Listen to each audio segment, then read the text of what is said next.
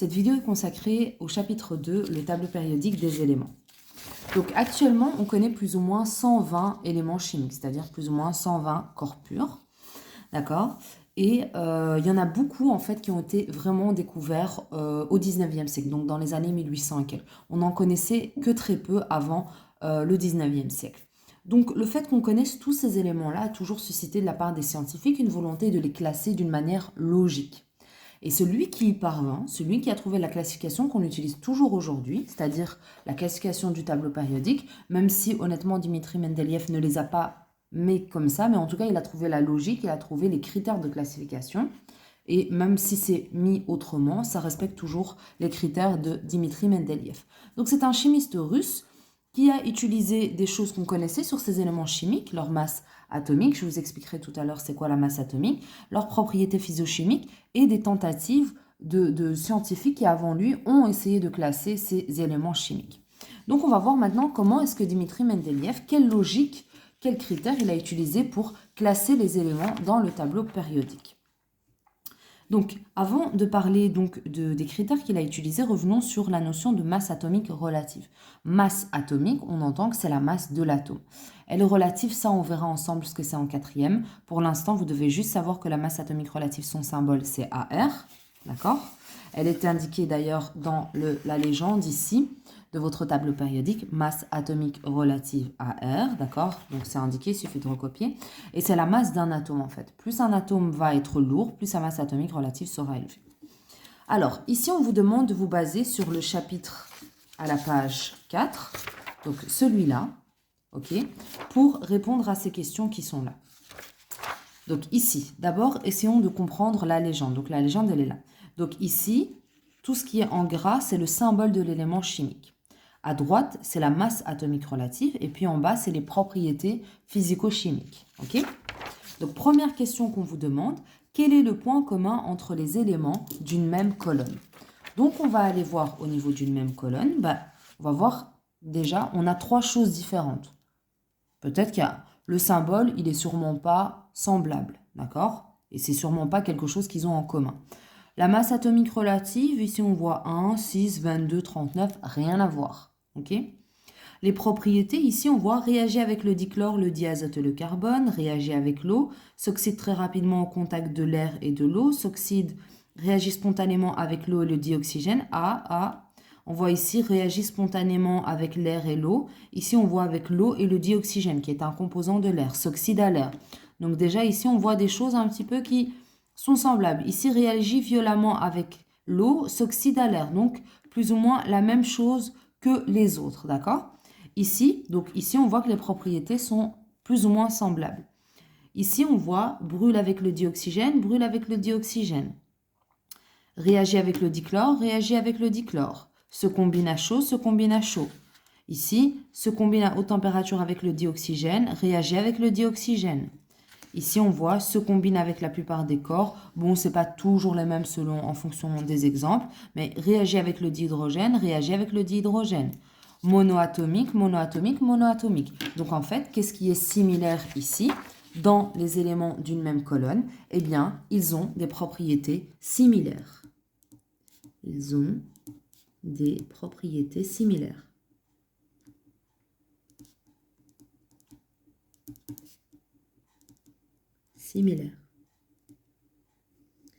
Maintenant, on va voir le point commun entre les éléments situés sur une même ligne. Alors là, on va regarder au niveau d'une même ligne. Est-ce que les propriétés sont les mêmes?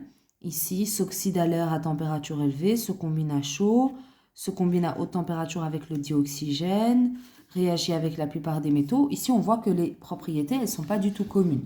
D'accord? Le symbole, pas du tout. On va regarder maintenant au niveau de la masse atomique relative. 6, 9, 10, 12, 14, 15. C'est vrai qu'elles sont proches par rapport aux éléments d'une même colonne. Ici, par exemple, de 12 à 28, c'est plus du double.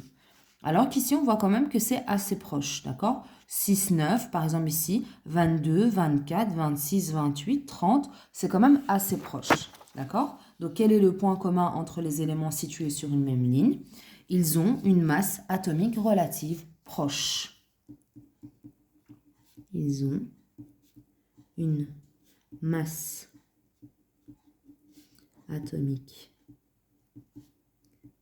relative proche. Ok? Alors, maintenant qu'on a vu quel était le point commun entre les éléments d'une même colonne et d'une même ligne, on va voir à quoi correspondent les lignes et les colonnes. Alors, les colonnes, pardon, on va commencer, c'est ce qu'on appelle les familles des éléments chimiques. Donc, terme très important, il y a 16 familles au total, ok? Il y a les familles qu'on appelle principales, ou famille A, c'est les grandes colonnes, donc c'est tout ça. Donc, il y en a 8 au total, d'accord? Donc, ça, c'est les grandes colonnes, c'est les familles qu'on appelle famille A ou famille principale. Il y a également d'autres familles, ici, qu'on appelle la famille B ou les métaux de transition. Et ça, c'est tout ça en fait. D'accord? C'est toutes les familles qui sont au milieu. Donc ça, c'est les familles principales en orange. Et en bleu, c'est les métaux de transition. OK? Alors, ça, il n'y a pas spécifiquement de nom pour chaque colonne. On appelle juste ça les métaux de transition. Donc c'est le nom de tous les éléments de la famille B. Par contre, pour la famille A, chaque colonne possède un nom qui lui est particulier. Par exemple, la première, c'est la famille des alcalins. La deuxième, c'est la famille des alcalino-terreux. La troisième, c'est la famille des terreux. La famille ici qui comprend le carbone, c'est les carbonides. La famille qui contient l'azote, c'est les azotides. Okay? La famille qui contient le soufre, c'est le sulfuride. La famille ici du fluor et tout, on appelle ça les halogènes. Et enfin, la dernière colonne que vous connaissez déjà sûrement, c'est la famille des gaz rares. Okay? Donc, toutes ces familles A, vous devez les connaître par cœur. Alors, on va passer maintenant aux périodes, c'est-à-dire aux lignes. D'accord? Ici, au total, on a 7 périodes. Ok? Vous voyez qu'elles sont toutes notées, cette période, qu'elles sont toutes notées par un chiffre arabe. 1, 2, 3, 4, 5, 6, 7. Alors que les familles, vous voyez ici, c'est des chiffres romains. Voilà. Donc elles sont numérotées de 1A à 8A. Donc vous écrivez ici chiffre romain. Chiffre romain, attention. Donc, c'est les chiffres romains, alors que ici, les périodes, c'est des chiffres arabes. 1, 2, 3, 4, 5, 6, 7. OK? Et dans une même ligne, eh bien, les éléments chimiques sont classés de gauche à droite par ordre croissant de masse atomique relative. Classés par ordre croissant de masse atomique relative. Ça veut dire en fait que plus tu vas vers la droite, plus la masse, elle augmente. Et c'est d'ailleurs ici, je pense, on le voyait ici dans le tableau. Ici, 9, 10, 12, 14, 16, 19, 20, etc. Donc, ça augmente de gauche à droite. Maintenant, on va analyser une case du tableau périodique. Et pour ça, on va prendre notre tableau périodique ici. Alors, ici, ça, on n'a pas besoin du tableau périodique en couleur pour savoir ce que c'est. Ça, c'est le symbole, ok? Ça, c'est le symbole. Ça, je vous l'ai dit tout à l'heure, en bas. Ça, c'est le numéro qui est en bas dans chaque case du tableau périodique. C'est la masse atomique relative. Atomique relative. Et puis ça, le chiffre qui est en haut à gauche, eh bien, ici, on nous dit que c'est le nombre atomique. Donc ça, c'est le nombre atomique.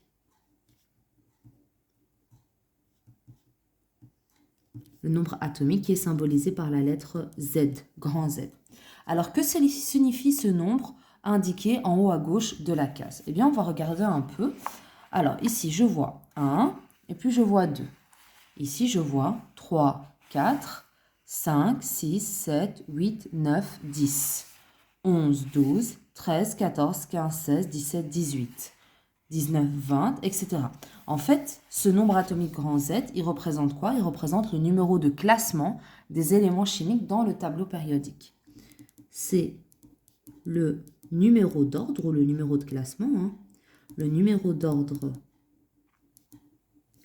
des éléments chimiques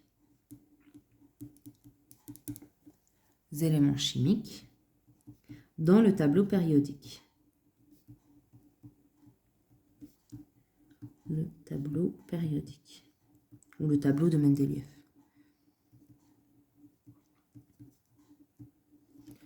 Voilà. Donc, maintenant qu'on a vu à quoi correspondaient les lignes, les colonnes, donc je vous rappelle, les lignes, c'est les périodes, les colonnes, c'est les familles. On va voir une petite exception. Alors, ici, en fait, vous avez l'hydrogène, ici, qui ne s'intègre à aucune famille de manière harmonieuse. Il faut savoir que l'hydrogène n'est pas un métal. Vous voyez, il est mis à gauche, et pourtant, ce n'est pas un métal. L'hydrogène, c'est un non-métal. Ok? Il doit être à droite, normalement. Mais en fait, pourquoi est-ce qu'il est dans cette colonne-là? Tout simplement parce que vous vous rappelez, les colonnes, c'est les éléments qui ont des propriétés similaires. D'accord? Et en fait, l'hydrogène, il est là tout simplement parce qu'il a des propriétés similaires aux éléments chimiques qui sont dans la première famille ici, les alcalins. C'est tout simplement la raison qui explique pourquoi il est là et il n'est pas, par exemple, dans les non-métaux. Ok? C'est juste ça que je voulais dire. Alors, on va passer maintenant à la synthèse, d'accord? Donc, le tableau périodique, il est divisé en quoi? Ben, il est divisé en cases, hein? En cases.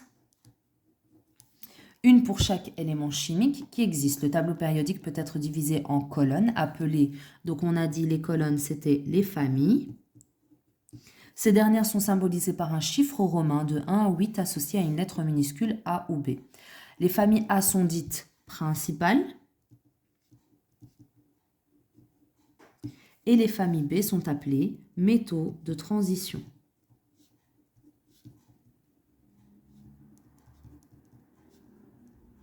Le tableau peut également être divisé en lignes appelées, donc on a dit les lignes, c'est les périodes, symbolisées par un chiffre arabe de 1 à 7. Les éléments d'une même famille possèdent, on a dit, des propriétés similaires. Propriétés similaires. Au sein de chaque période, les éléments chimiques sont placés par ordre croissant de masse atomique relative.